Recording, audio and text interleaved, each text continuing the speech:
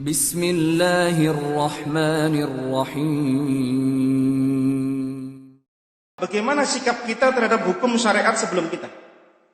Karena kan dirajamnya pezina itu di Taurat dan Zabur atau di Injil pun juga ada.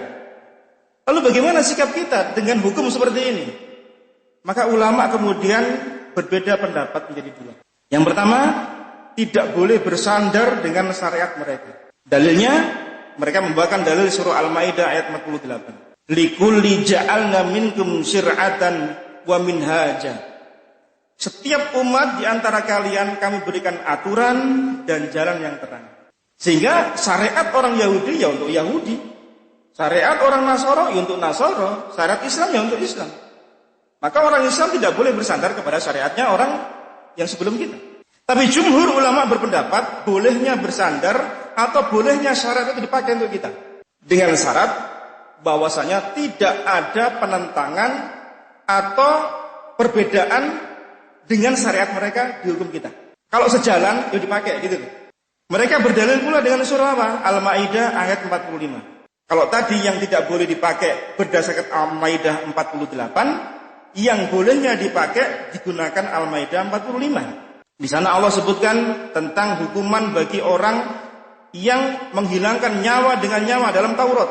Nyawa dengan nyawa, mata dengan mata, hidung dengan hidung. Artinya apa? Ada kisos. Sama enggak dengan hukum kita? Sama. Nah, ulama yang membolehkan atau memakainya syariat terdahulu juga boleh dipakai sebagai sandaran hukum pula, maka berdalil dengan ayat ini.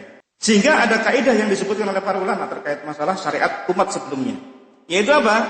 Kata para ulama, syar'un min qablana syar'un lana.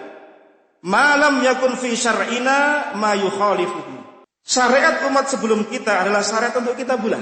Ada syariat rajam, syariat untuk orang yang membunuh, ya, dibunuh pula kisos. Itu ada juga sama seperti kita. Selama tidak ada dalil dalam syariat kita yang menyelisihi mereka.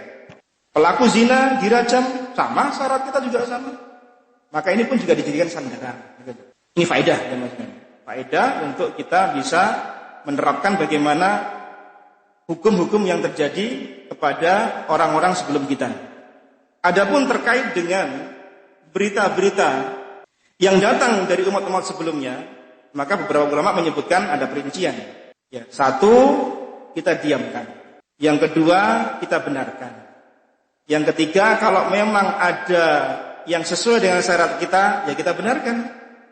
Kalau tidak sesuai, maka kita pun juga mengatakan salah. Itu terkait dengan kabar berita yang datang. Kan ada banyak istilah itu berita-berita Israiliyat. Sebagian ulama masih ada yang membawakan berita-berita Israiliyat. Dan sebagian di tafsir Ibnu Katsir ada beberapa yang dibawakan oleh Imam Ibnu Katsir. Ada tafsir tentang berita-berita itu dari Israiliyat. Jadi beritanya Israiliyat.